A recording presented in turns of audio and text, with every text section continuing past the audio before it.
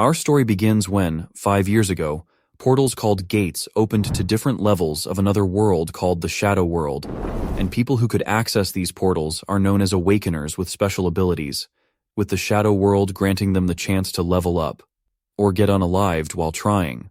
Right now, a particular team is in the Black Ruined City of the Shadow World, and they're having a lot of trouble dealing with some monsters. A magician crybaby named Su Tao Tao is about to get slapped by a monster, but is saved just in time by a swordswoman, Lue Shui. Another member of their team, Anya the fighter, is also having trouble, as she realizes that these monsters just keep coming no matter how many they slice and dice, and their attack strength is running dangerously low too, probably because they've been fighting for hours now. The warrior, Zhao Haishan, has already given up on living and is ready to accept his fate at this point.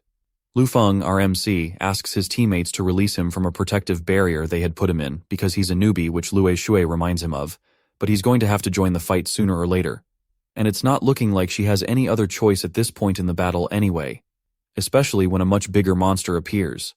They try to keep composure in front of the new guy and attack the bigger monster all at once, but the monster easily overpowers them, even with the strength buff from Su Tao Tao. Lu Feng is no longer playing, now demanding that the crybaby Su Tao Tao release him from the barrier. She does as she's instructed, and just in time to save the busty princess, Lu Jue, who has lost her weapon and is about to become Monster Snack. He uses his sword and quite easily slices the monster like fresh butter, and naturally she's surprised that a level 1 newbie could pull this off, but he just tells her to shut her trap while he works. And he does fine work, slicing and dicing the monster with accurate attacks and elegant swordsmanship. The team members are beyond impressed and shocked that a level 1 newbie could do all this. Well, former level 1, because our boy just leveled up to 2 after he defeats that big monster. He then warns them of more incoming monsters from a nest nearby and tells them to run down a path to safety. They naturally wonder how he knows all of this, but they have to be alive in order to find out, so they obey him without asking questions. The busty princess has to ask our MC if he is really a newbie, even though she literally just saw him become level 2. So he reveals that the reason he knows much more than any of them combined is simply due to the fact that this is not his first day here, or second or third. He has actually been trapped in this world for a whopping 3,000 years. Or to be precise, he's been trapped in that day for 3,000 years. Years. Which makes absolutely no sense to her. Every day his time rewinds to the moment they got transported here, and the reason why he cares so much about them being alive is because every time she ends up sacrificing her life to save his. So they're pretty much best pals. No matter how many times it takes, he's gonna save all of them, and he's dang serious about it. They still understandably find this hard to believe, but he's done more than fight the whole time he's been stuck here, as he reveals that he also spent his time researching everything about this world, from stats, professions, skills, even hidden elements. He's basically a Shadow World encyclopedia now. Lu Shui can't comprehend that Lu Feng is a literal god in this world, and she doesn't have the time to, as he commands them to run away while he goes to handle some business. He assures cute Su Tao Tao that he'll be back though, as he won't leave his best friends just like that, and zooms away with Godspeed. Meanwhile, somewhere else on the battlefield is a gun wielder, Ling Yu, who is definitely cooked because her twin babies just ran out of ammo, and the monsters aren't anywhere near done with her, but just as she's about to kiss her sweet life goodbye, a stranger rushes in to save her. Lu Feng gets there just in the nick of time, or she would have been just a pile of meat. He takes her by the arms and shoves her into an elevator, telling her to go to a warehouse where she'll find all the ammo she'll ever need, and the password to the lock. Before she leaves, she inquires about why he is helping her, and he reveals that they are actually friends. They just haven't met yet. Then he zooms off to make clean work of those monsters. It takes him 1 minute and 6 seconds to get everything done this time around, so he concludes that he's faster by just a second. Lu Feng's teammates begin to wonder if he played them after they run into a horde of monsters while running through the so-called safe path he showed them. But they have no other choice than to just trust him and push through. They're shocked to see him standing at the end of the tunnel, even after they had seen him zoom off in the other direction, and he assures them to just keep running till they reach the end of the tunnel and to leave the horde of monsters behind them to him. With the click of a button, the entire horde blows up to smithereens, and it's quite the fireworks show. Too bad the gang can't stop to get a better look, lest they get caught in the explosion. But not to worry though, because our boy calculated everything, including the timing and radius of the bombs, so he knows that everyone will be safe.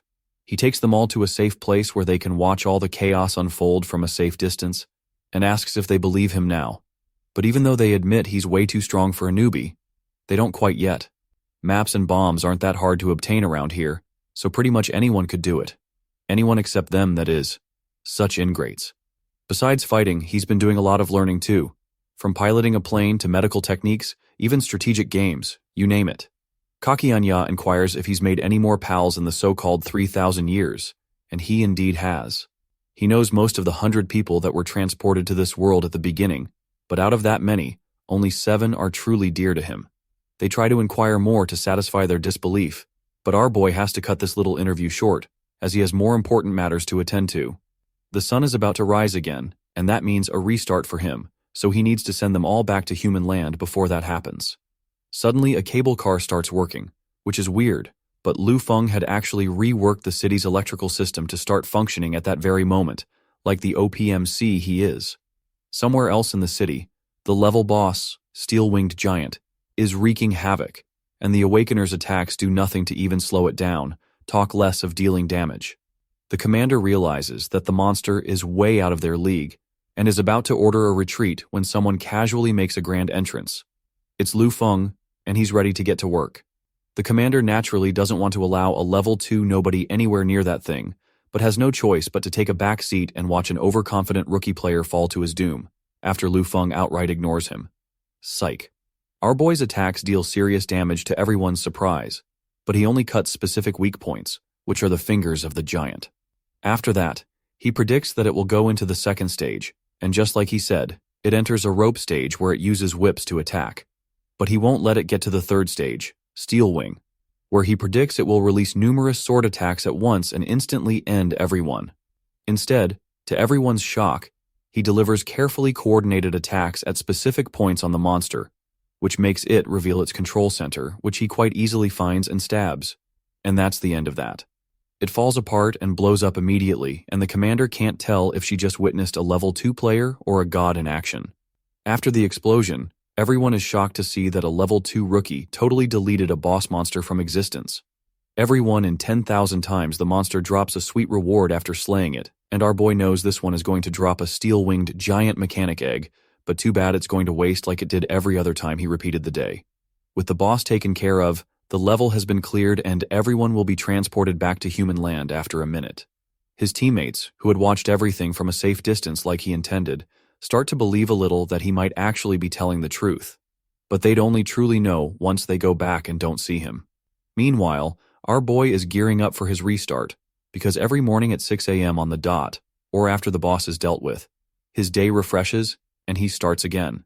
That has been his life for so long, and he closes his eyes to restart his cycle again, only to wake up and find himself in a normal human room.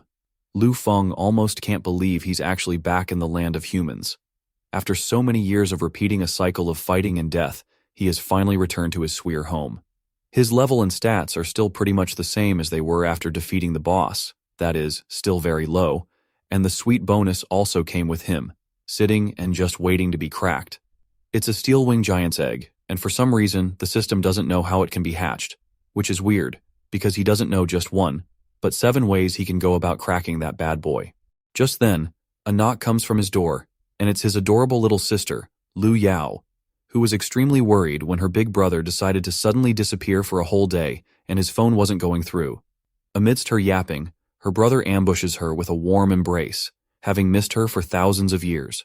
But to her, it's only been a day, so it's nothing more than her brother being all weird as usual. She pushes him away and demands an explanation, and he makes up an excuse to get her to chillax. To butter her up even more, he buys her a repair set she's always wanted, and that does the trick because she switches moods and heads off to make him lunch faster than you can blink. Wanting to hop on her happy train, he makes a request, but she tells him not to push his luck with her. In the past, a car accident took their parents and his sister's ability to walk, so he swore then to make her walk again, even though the doctors had said it was basically pointless. And now he's actually gathered enough medical knowledge to pull it off.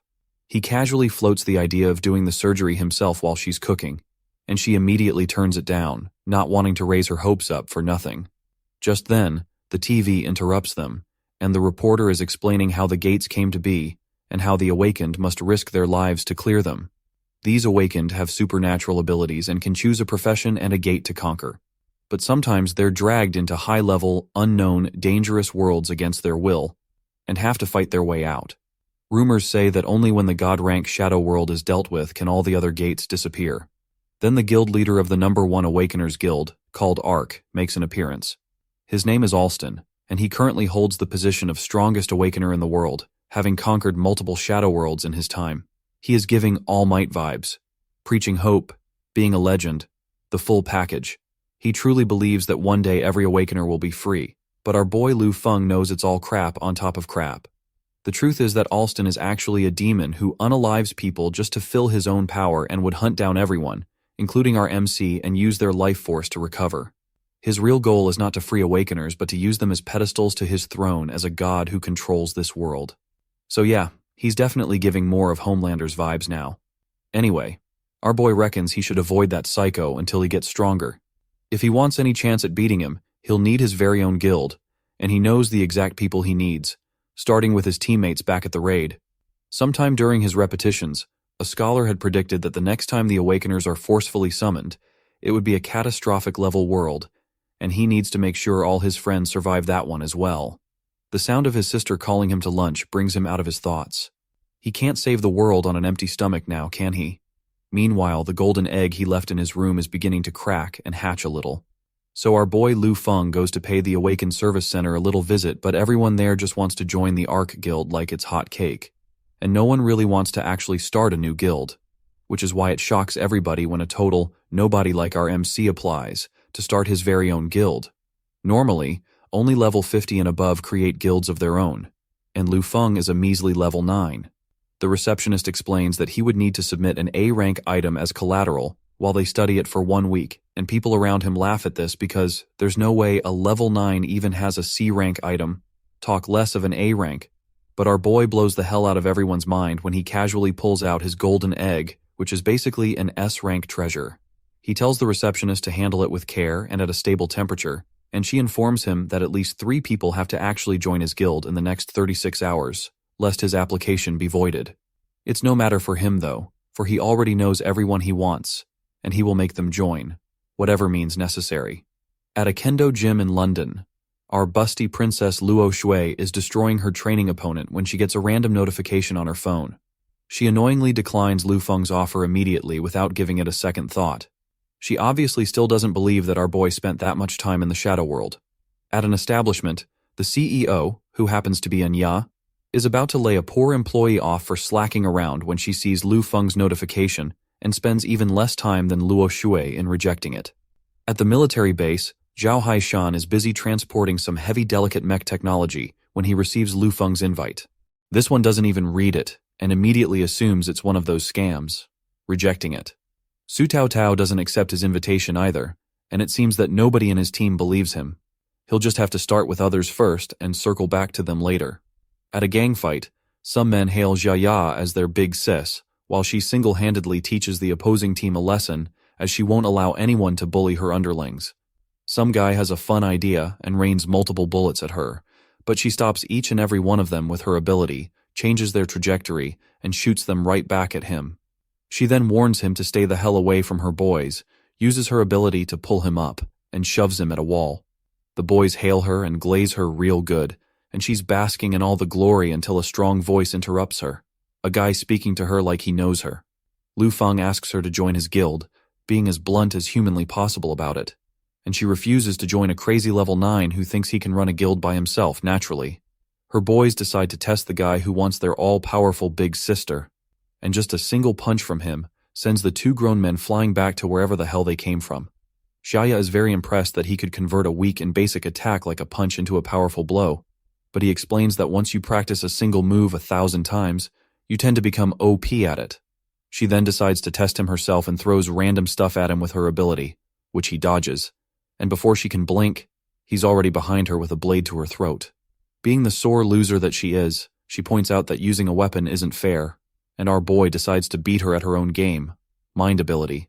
He challenges her to knock down more cups than him, and if she wins, he would join her boy fan club. But if he wins, she has to join his guild. She accepts, and her fan club praises her when she uses her ability, Mental Power Burst, to knock down 5 cups at once. It's impressive, but our boy uses that same ability to not only knock out every single cup in that area, but to do so by piercing them right in the middle. She is shocked to see her ability used in such an OP way, and our boy reminds her about turning the most basic skill into an OP ability. As per their deal, she officially joins his guild, which works for her anyway since she really wants to learn how to use her ability like he does, which is what he had planned to do from the start. He leaves just as suddenly as he came, welcoming her into the new Breaking Dawn guild. Lu Feng comes home to an empty house, an already made dinner, and a note from his sister saying that she had gone out to do some stuff that's not important to our story, so it doesn't matter. As he enjoys his dinner, he gets a text from some chick he's been chatting with, and they have quite the chat history as it turns out to be with the gun user he saved back in the shadow world, and she accepts to join his guild without questioning it, even though it's only temporary. You'd think an assassin would be more suspicious of things like this. She works at a maid cafe and is an assassin, but our boy is dead set on bringing her out of that profession, an interest they do not share. He then realizes that he has only 4 hours left, and only 2 members in his guild, so he better hurry up and find the third person. Somewhere else in the city, under some heavy rain, a poor kid is being beaten up by some useless street thugs. He is an awakener, but he doesn't dare fight back for some reason, and the dumb hoodlums are even considering selling him off for some quick cash at the black market. At some point, Li Shijin decides he's had enough, and his ability slips out for a second, which he instantly regrets, trying desperately to call it back. His ability is an honestly cool-looking shadow wolf, but it's pissed off now and devours everyone in sight, causing a lot of damage. Those thugs definitely picked on the wrong kid today, but the wolf is attacking indiscriminately, and innocent pedestrians are being drawn into the chaos. They try to run away, but the big bad wolf just chases them, destroying and attacking as it goes. Li Shijin can only wallow in fear and regret as he can't do anything to stop his own ability and just watches it throw a tantrum like a baby who had his toy taken away, except the baby is huge, furry, and really angry. Even awakeners on the scene can't help much and are shocked when a level 9 newbie steps in to face the beast. He whistles to the overgrown dog to call its attention, and it does give him its full attention to eat him, that is, but it can't even lay a finger on our MC, who is as fast on his feet as he is in his mind. The Awakeners are shocked to see him handle the situation so well, but he's faced off with this beast so many times when his life was still stuck on replay mode that it's practically child's play now. He knows that the dog's temper only gets worse with time and reckons that he's played with it enough and it's time to end this. Li Shijin tries to warn him to run away, but Lu Feng just grabs the boy and uses him as a human shield against the monster without thinking twice. The shadow wolf naturally pounces on both of them, only to disappear just before it makes contact with Li Shijin. And that's the end of that. The boy begins to thank his stars that the shadow wolf somehow recognized him, which is why it stopped. But our MC gives him a harsh dose of reality, telling him that it didn't go away, it returned back to him because they're both one and the same. He remembers that in his repeated days, the beast came out when Li Shijin was being attacked, and the more the boy suffered, the more berserk the beast became. Li Shijin can't wrap his head around the fact that the agent of destruction is actually him. But Lu Feng assures him by promising to teach him how to control his power, which is a special and awfully rare awakened ability that only appears once in every 10,000 awakeners, but has the potential to destroy entire cities if not controlled. He already knows this kid well, as a mega fanboy of Alston who wants to one day become a hero just like him, and he promises to help the boy if he joins his guild. And Li Shijin has no other option than to become the third member of Breaking Dawn. A group of Awakeners are about to enter a D-rank gate but are short 2 members, as per Awakeners rules. But just then, the leader of the group receives a notification from Lu Feng. He and his guild member Xiaya would like to fill the remaining 2 slots. The guy gladly accepts Xiaya, who's a level 24 ability user, but immediately rejects our MC, who is just a level 9. Xiaya refuses to go in if her boss isn't allowed to come along, and the Awakeners are surprised that a woman of her level is calling a level 9 her boss. The leader assumes she must be his side chick or something and agrees to let them in because they could really use a level 24 on their team, and it really doesn't matter much to him anyway. He tells everyone to get prepared to leave in 5 minutes. In exactly 5 minutes, they're about to pass through the gate when Xiaya inquires about the shadow dog boy. Lu Feng explains that he couldn't make it because he had some schoolwork to do, and our thug chick wonders why anyone would think school is still important in an ever-dangerous world like this one. She then asks why the 7 people he chose to be in his guild were chosen in the first place, So he reveals to her that the next forced teleportation will be to a catastrophe-level world, and he needs them all in his guild so he can ensure they make it out alive. She wonders how he's going to do all that saving while he's still a level 9, but she must have forgotten who the hell she's talking to. They go through the gate only to meet a harsh snow world. Even the North Pole in a heavy snowstorm is warmer than the D-rank shadow world they just stepped into, known as the gray-toned snowfield. None of them must have known how cold it would get, because they all immediately start regretting their wardrobe choices for this mission, especially Xiaya. None of them has ever been to this world before, so they know that resources will be little and rare, but since it's still just a D rank, they just have to defeat monsters, collect the drops, defeat the final boss, and be on their merry way. No stress. One of them notices a pretty blue glowing butterfly, and it's so pretty, until it lands on her hand and turns it into a hand of ice that shatters on the ground. The butterflies are everywhere, and now that they know these things aren't just pretty but also dangerous, they try to dodge and attack, but there are way too many, and they get surrounded. Some members become full-blown ice sculptures like something out of a freezer, so our MC casually mentions that the butterflies are attracted to heat, and if they keep staying there, they'll probably all be popsicles in no time flat. This flips a switch in the leader's head, and he immediately orders everyone to quit trying to dodge or attack and just run for their lives. They see that Lu Feng and his girl aren't moving, and he can go to hell for all they care, but they pity the level 24 ability user who is staying behind with him. They've got much more to worry about though, like saving their own butts from hypothermia, so they don't stop running. Xiaya inquires why they aren't running with the rest of the gang and assumes there must be some treasure, which is why they're letting the rest foolishly run so they can have it all to themselves. But Lu Feng informs her that the treasure is for only her, which only feeds her excitement. To her dismay, the treasure he's talking about is training. He tells her to kill the butterflies with her ability, which she thinks is absolutely nuts as she can handle only one wave of it at best with her mental power burst ability. He tells her to stop using her ability to attack in general and instead focus it, killing the butterflies one by one. She explains to him that that would be impossible, as she can only condense it to about the size of a tennis ball. But then he shows her that it is very much not impossible, as he demonstrates using that same ability to kill multiple butterflies, one by one, with single shots. If she hadn't just seen it with her very own eyes, she probably wouldn't believe that her own skill could be used like that. He then instructs her to try focusing on compressing her ability to the size of a grain, and then shoot it the way she wants, with precise angle, speed, and direction. Easy for him to say because he's OP. But she tries it and hits only 2 butterflies at once, which is a significant improvement. He then instructs her to keep doing it and eliminate 2,000 butterflies, adding 1 more every time she takes out more than 1 at a time, as her first round of training. She thinks he's joking, until he leaves her alone to go chill out on a tree while he observes her from afar, dealing with all these deadly butterflies. It is only a matter of time before our street chick is ready to go home, and she runs to her boss who's taking a nap for help, because there's no way she's letting pretty butterflies with Elsa's powers be the end of her. Lu Feng hands her a potion without even bothering to open his eyes to help her, which she desperately drinks without even giving it a second thought, and that allows the butterflies to catch up to her.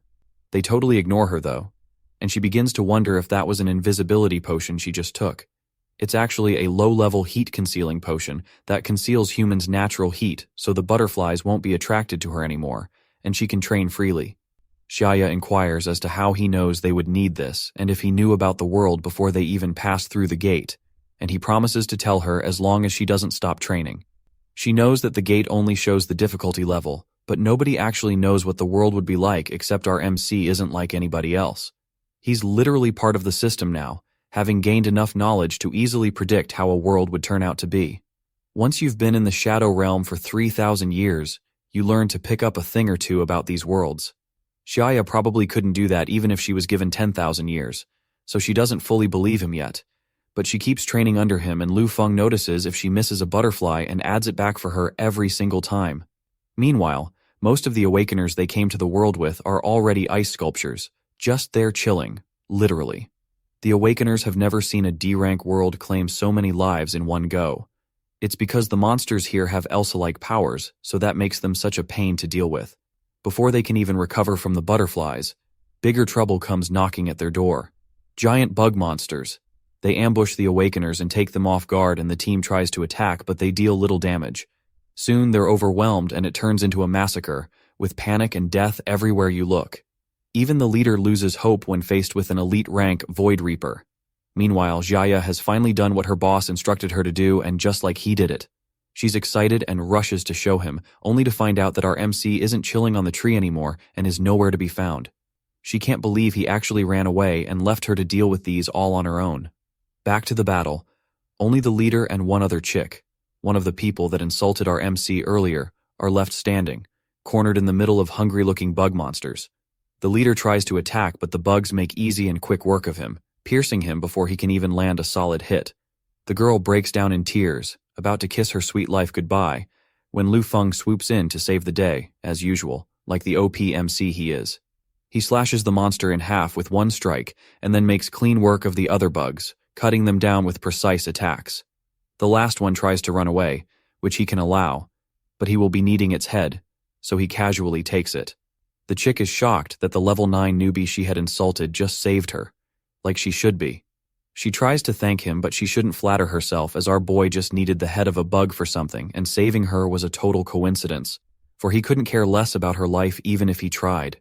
He takes the ant head and throws it down a ditch, making her wonder what he is trying to do, and she is horrified when she finds out.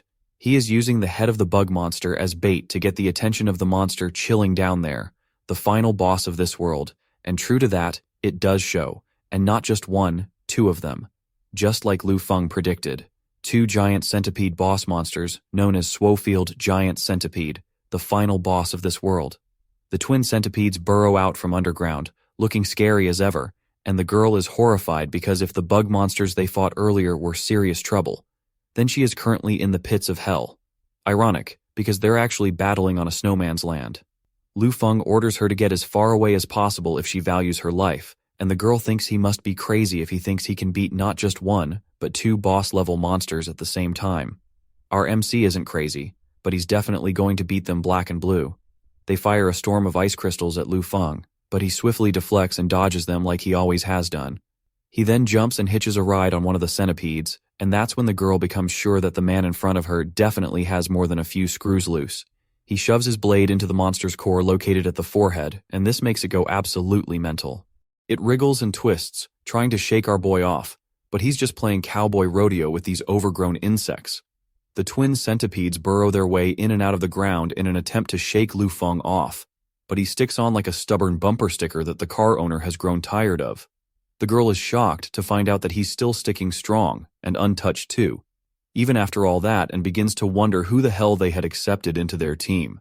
Tired of the rough roller coaster ride, our MC decides it's time to end this and uses his sword to slice through the centipede, filleting it like fresh fish, then hopping onto its twin brother and doing the same, making fine chef work of both of them. He beheads them, and that's the end of it, with the beasts dying in an explosion. With the bosses gone, a sweet treasure drops as a reward for defeating them. It's a B-rank weapon, dual frost swords with Elsa-like powers that freeze their target and slow movement and attack speed. This is good because now our boy finally has a B-rank weapon which he reckons is just as strong as an A-rank. With the final boss dealt with, the D-rank world is cleared, and all the remaining awakeners will soon be teleported back to the real world. The chick from earlier is still in awe of what just happened, and Xiaya isn't ready to go yet as she's not done with the training. Nevertheless, they're all teleported back in less than a minute, and the people outside are shocked to see only 3 people walk out of the supposed D-rank gate. Xiaya is sour that she didn't get to finish her training, but Lu Feng assures her that she did good enough and will get more chances to level up as they visit different gates. She's hyper for some reason, and demands that they go to another one right now, but our boy tells her to go take a breather or two and relax for 2 days. He has some business to sort out before they move forward, and she isn't part of it. At a business firm, a dude who just got fired is desperately begging for his job, wagering the fact that if he should leave the company now, it may make it look bad. But his boss perceives this as a threat, and inquires if he's planning on soiling the company's name once he leaves, which he denies immediately. She cannot rehire someone who basically stole money from the company under the cover of using it for business investments, or maybe she'll just go ahead and report him to the police, which is a worse case than just losing his job for the man. So he begs her not to. She then orders him to repay every single dime he embezzled from the company by selling all his properties and assets. But since he is a good friend of her father's, and has worked under the company for many years, she takes pity on him and decides to give him free accommodation at the company's nursing home until he passes, which is honestly the best offer the poor dude can receive right now, so he accepts. As he leaves, A secretary comes in after him with a report that a guy claiming to be her teammate keeps coming to see her even after he was rejected. She asks if she should call the police, but An Ya, the CEO and boss who just fired an embezzling employee, tells her not to, saying she'll handle the situation. As the secretary leaves, she stands up to have some hot coffee and take in the view of the city from her window when she spots a weird dude who turns to wave at her. It's Lu Feng, her ex-teammate who won't stop bothering her, and just then, she gets a text from the same guy, jokingly accusing her of spying on him. But she doesn't really care what he thinks, because he's the pervert who won't stop stalking her and leaving her alone. He then tries to make some casual conversation about her choice of clothing, but she won't let him, calling him a bad liar with some psychology tricks and blocking him. She's blushing for some weird reason though. Oh shucks, he fails to reel her in once again. He's not having much luck with Tao Tao, who just wants him to help her with her math homework either. Or Zhao, who's on a secret mission at God knows where. With Luo Shui in Europe, Tao Tao in London, CEO Anya who doesn't want to see him, and Zhao at an unknown location, he begins to fret about how he will get them to join his guild, especially since the foretold catastrophe world is coming only 10 days from now. He wonders if it's maybe time to use other methods to persuade his future friends. Lu Feng is taking all his current guild members to some unknown destination, and our maid assassin has to remind him that she only joined his guild in name and isn't actually planning on joining in any group activities he might be cooking up. He had tricked her by posting a tempting ad for an assassin on the black market, so technically she has to be here. She wonders why this whole family trip has to be in the middle of the night though, so he reveals that he's taking them to a training ground, but that doesn't really answer her question. They arrive at their destination, and it's a massive infrastructure, a military base. Shaya inquires about the whereabouts of the remaining 4 members of his guild, and he assures them that they will join soon enough. Shadow Dog Boy Li Shijin wonders why there are no people at the base, and our MC reveals that he has actually hacked into the base and misinformed everyone that there had been a leakage of dangerous Shadow World substance, so everyone cleared the base for 15 days as per emergency safety protocol. He says this so nonchalantly like it isn't a big deal, which it probably isn't. Not for him at least, and now they have the entire base to themselves for 2 whole weeks. Shaya glazes at her boss, because to her, he can do anything apart from having babies. He had to find some way of keeping himself busy back in his repetition days, so there wasn't any harm in picking up one skill or two. He sets his hand out, and after scanning his handprint, the N805 military base grants him full access to all the base's facilities and controls, like it's been waiting for its master to come back. He informs them that this will be their new training ground for the next few days and walks them into the really cool-looking S-65 Aerospace Virtual Training Room, where aerospace fighters go to train. No, they're not going outer space cruising, even though that would be very cool. They'll just be using the simulator pods there to train. Our maid assassin Ling Yu doesn't hesitate to remind Lu Feng that she isn't built for any of this extra work, so she won't even bother participating. You'd think she'd stick with it after all that cocky attitude earlier, but she clearly got interested at some point, because a few minutes later, she's begging for another chance after she loses in the training pods. Her virtual spaceship is destroyed, so she has to chillax for a bit while our MC works his magic in calculating the blast range. She also asks if he could maybe tweak the training mode a bit, and that's no problem for our master hacker, who does it so easily it's scary. He had a lot of time on his hands back in his repetition days, so he got into many weird hobbies like studying spaceship designs, ecology, and other weird space stuff. Xiaya is especially excited about this whole ordeal, as playing with weightless rotation and realistic damage is so cool to her, but Lu Feng reminds her that they're not here to have fun, and that he has already set up a training room for her to train her mental abilities. She agrees but notices that Li Shijin is struggling with his training, panting like he just finished a marathon. In survival mode, you have to dodge virtual meteors and energy tornadoes, increasing your mental spirit power. Perfect for psychic ability users, and there's also attack mode that requires you to destroy targets and helps increase focus. Jaya takes on survival mode, Ling Yu deals with attack mode, and our shadow dog boy Li Shijin plays both of them combined. Lu Feng starts a new round, and they face the music immediately, as with a lot of target practice, spinning, and teeth grinding, they face a virtual simulation of space battles. Our MC informs Li Shijin that the double mode is supposed to help him with his emotions, since it trains both mental spirit abilities and focus, and reminds him of the breathing technique he taught him. After hours of playing, the team lays on the floor completely exhausted and starving, having spent all their energy. They're barely down for 5 minutes when their devilish boss informs them that break time is over. It might be a cruel and harsh training schedule, but it will be nothing compared to the hell they're about to face when the catastrophe-class world finally arrives. After a week at this hellish training, the trio are recovering in some medical pods with healing liquids in them at the sick bay in the base. Ling Yu is the first to step out and puts on her clothes, feeling refreshed after the healing process. Lu Feng commends her for her speedy recovery, as she's always the first to finish healing, and takes her to go see her training results. At training, Ling Yu uses the aerospace virtual battlefield to train her attack abilities, determined to achieve better results this time around. At her signal, Lu Feng starts the training and a swarm of artificially intelligent robotic dogs rushes over to attack her. She quickly whips out her twin babies, her guns, and starts firing at them with precise targeting. As she destroys one, another takes its place, and she notices that their speed has increased. They soon try to gang up on her, but she moves swiftly, using one as a pedal stool to jump and fire from the air. Too bad for them, for her speed has also increased greatly. After the training, the system shows that her accuracy has increased by 35%, her aiming speed by 40%, and her overall damage rate by 43%, which is not a bad result. But Lu Feng advises her to work on her recoil recovery. At the gravity room, Xia Ye trains in zero gravity, working on her balance and adapting to weightlessness whilst dodging giant balls with her mental spirit burst. She can easily hold 2, and when 4 more come in, she can hold them off too. She's feeling confident now, but that soon drowns when her hellish trainer decides to increase the balls to 40, when he's well aware that she can only handle about 10 balls at once. She pleads with him, but he totally ignores her and increases the balls anyway, and she begins to struggle as she can't handle that many, and even begins to give up on life itself. But Lu Feng advises her to try compressing her ability to its limit and releasing it all at once, instantly. She does as he said and unlocks a new skill, turning Avatar State Mode and blowing all the balls away from her. Her new skill, Astral Zone, locks all the balls in place, and she's more than excited about it, so much so that her overconfidence kicks in again, and suddenly she wants to go raid other shadow worlds. Lu Feng commends her ability for even among other psychic abilities, she'll definitely be his trump card in battle. At the obstacle course, the Shadow Wolf is attempting to complete it, dodging mind bombs that are littered all over the place, under the commands of his master Lin Shijin. It goes out of control and accidentally activates a bomb that blows right in its face, reducing it to a shadow that returns to Lin Shijin. He is extremely disappointed in himself, and in the fact that he couldn't even complete the stupid obstacle course.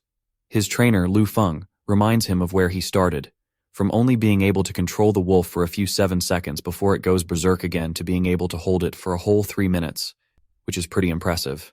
He disagrees with this though, as 3 minutes is a relatively short amount of time, but Lu Feng reveals to him that in battle, having destructive power for even as little as 3 seconds is enough to come out on top. They all did their best, but now it's time to leave. With that, their 2-week-long hellish training camp comes to an end. He advises them to go home and rest, but Jaya is just finally happy to be able to go home and test her new skills on actual people. And Lin Shujin has a lot of homework to catch up on, so he's not as excited as her. Our MC reckons that the catastrophe rank world will be coming in only 3 days, and he is still at level 13 now, so he has some intense leveling up to do. Time is ticking, with only 72 hours left.